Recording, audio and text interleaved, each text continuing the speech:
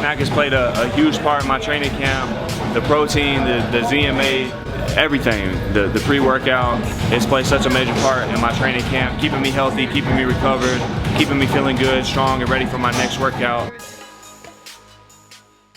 Hey everybody, how's it going? Marcos Viegas here with the trainer of Caleb Plant, Mr. Justin Gamber, who is going to be working the master plan to beat Canelo coming up on pay-per-view November 6th. Justin, you as the trainer, man, is it difficult to craft a plan for Canelo Alvarez? Well, I mean, I wouldn't say that it's difficult. We've been doing this a long time. I've been coaching a long time, and I don't treat it so much as Canelo. I treat it as Caleb. To me, it's not so much about Canelo. It's about Caleb. I know that we're fighting Canelo, obviously, and we have to be prepared for what Canelo brings, and we're definitely doing that. But for me as a coach, I just need to enhance everything that Caleb does. He needs to be the boss in there. All right, so I'm not worried about getting so detailed into everything that Canelo does and just focusing on Canelo in that light. You know what I mean? I want to make sure that Caleb is focused on himself and just being the best version of himself. There are certain details, certain things that we're going to do, strategic points that we're focused on. But at the end of the day, if Caleb is the best version of himself, I have no doubt that he will get his hand raised on November 6th. How big of a key is activity? Because we know Canelo doesn't throw a lot, but the shots he lands are shots that the judges look at and they're like, oh, okay, He doesn't need to throw as many. He doesn't need to throw as many as if he's accurate and he's getting off on shots. So it's one of our jobs to keep him from being accurate and to keep him from getting off. And activity is important. If two fighters are having about the same success rate with what they're doing, but one fighter is throwing more punches, but they're both landing about the same percentage, but one guy throws more, I would like to think that the judges are going to lean toward the guy who's doing more if they're both having about the same success. Even if they're if they're shots, if everything is about the same, but one guy's doing more, to me that's easy who wins that round. The guy who's trying, who's doing more, he's putting in more out there. Activity is important, right? Especially if a guy doesn't throw a lot, right? Now you want to watch how much you throw, because the more punches you throw, the more openings you leave, right? You got to be smart with what you throw. But if there's a fighter that doesn't throw as much, then naturally the other guy should be more active. Given what happened at the press conference, a lot of fans have speculated like, hey, that shows what's going to happen in the fight. Caleb's going to land one and Canelo's going to land 2, 3 on him, and that's how the fight's going to go. What do you make of people assuming that? To be honest with you, I stopped listening. I've been getting off. I'm off the internet. Like even my family. I love my family and friends, but even they haven't been hearing as much from me because I'm separating myself so I can focus. I'm not worried about what people say. I'm not worried about what anybody thinks. If anything, I know that, most people are against us winning, and I understand that, but we love to prove people wrong. And there's no better feeling than looking around at the end of a fight with everybody said, oh, he'll get knocked out, and looking around at all those people that said that.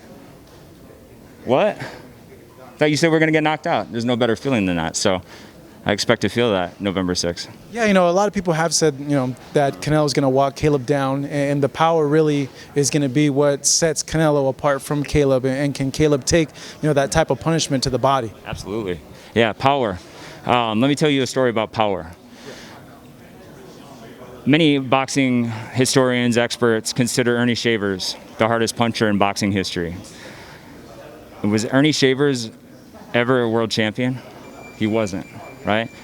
So power, at the end of the day, power, unless you have other abilities and unless you know how to land it, power is meaningless. Now Canelo, he knows how to land shots, but he has a high IQ, Canelo.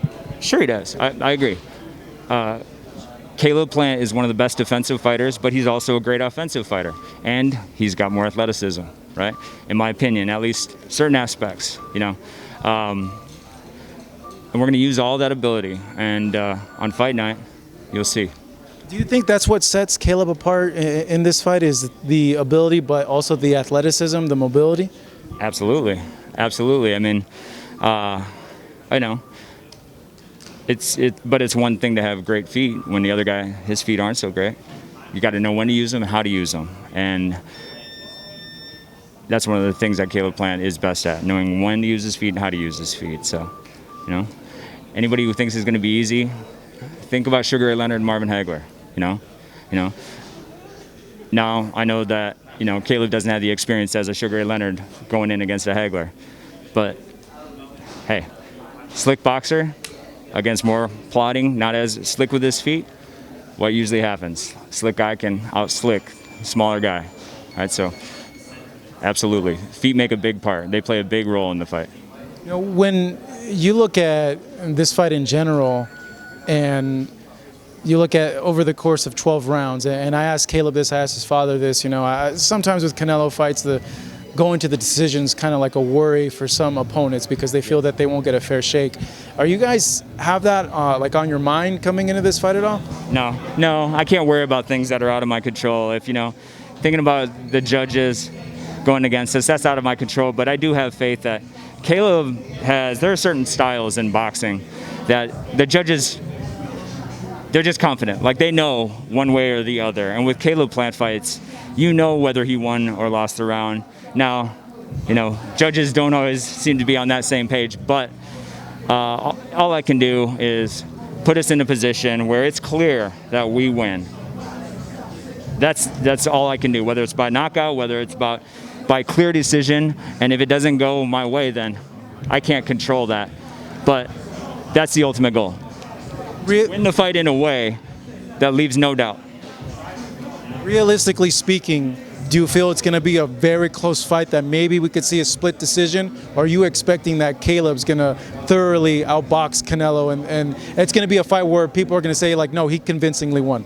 It's hard to say because it's hard to know the adjustments and how he's going to react to certain things and how the fight. We got to wait until the fight plays out to get a real feel of how it's going to go. But I will say, don't be surprised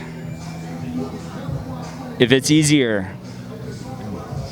If it looks easier than anybody could have imagined. And I'm not going to allude, I'm not going to make any predictions right now, but just don't be shocked if it's much easier than y'all think. All right, Justin, good chatting with you. Thank you so much. Really appreciate it.